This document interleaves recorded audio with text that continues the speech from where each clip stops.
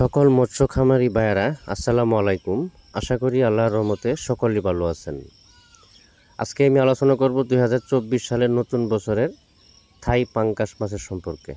Original থাই পাঙ্গাস মাছের পোনা যারা খুঁজতেছেন বা ভালো কোনো হ্যাচারির সন্ধান পাচ্ছেন না, তাদের উদ্দেশ্য বলছি, যারা থাই পাঙ্গাস মাছের পোনা চাষ করতে আগ্রহী বা ইচ্ছুক, তারা আমাদের কাছ থেকে এই পোনাগুলো সংগ্রহ করতে পারেন।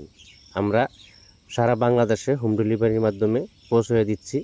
আপনারা আমাদের কাছ থেকে সরাসরি এসেও দেখে শুনে তারপরে নিয়ে যেতে পারবেন। অবশ্যই যেখান থেকেই যে কোনো ধরনের মাছের পোনা ক্রয় করবেন, ভালো মন্দ দেখে শুনে তারপরে এই মাছের পোনাগুলো ক্রয় করবেন। থাই পাঙ্গাস মাছের পোনা প্রতি শতকে 200 থেকে 250 পিস দেওয়া যায় মিশ্রভাবে চাষ করলে। আর যদি এককভাবে চাষ করেন তাহলে প্রতি শতকে 400 থেকে 500 পিস দিতে পারবেন। অবশ্যই পানির অ্যামোনিয়া বা হাইট ঠিক রাখতে হবে। পানির পুকুর কিভাবে প্রস্তুতি করতে হবে আমাদের ডেসক্রিপশন বক্সে বা স্ক্রিনে দেওয়া নাম্বার আছে, আমাদের সাথে যোগাযোগ করে পরামর্শ করে পুকুর কিভাবে প্রস্তুতি করবেন সকল তথ্য পরামর্শ আমাদের কাছ থেকে জেনে নিতে পারেন। আমরা সবসময় সহযোগিতা ও পরামর্শ দিয়ে থাকি।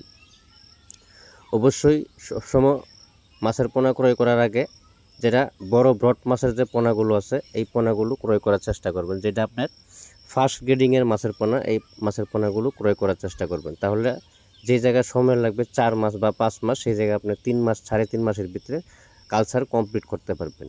আগে দেখবেন যে আপনার বাজারে কোন মাছটা চাহিদা বেশি বা কোন মাছটা চলে বেশি, সেই মাছটা চাষ করার চেষ্টা করবেন। তাহলে আপনার জন্য মাছ কালচার করতে সুবিধা হবে বা বাজারে চাহিদা মেটাতে আপনার সুবিধা হবে।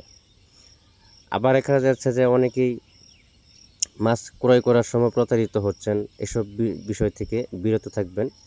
আবার এই ভিডিওটি ভালো লাগলে সাবস্ক্রাইব করে রাখবেন।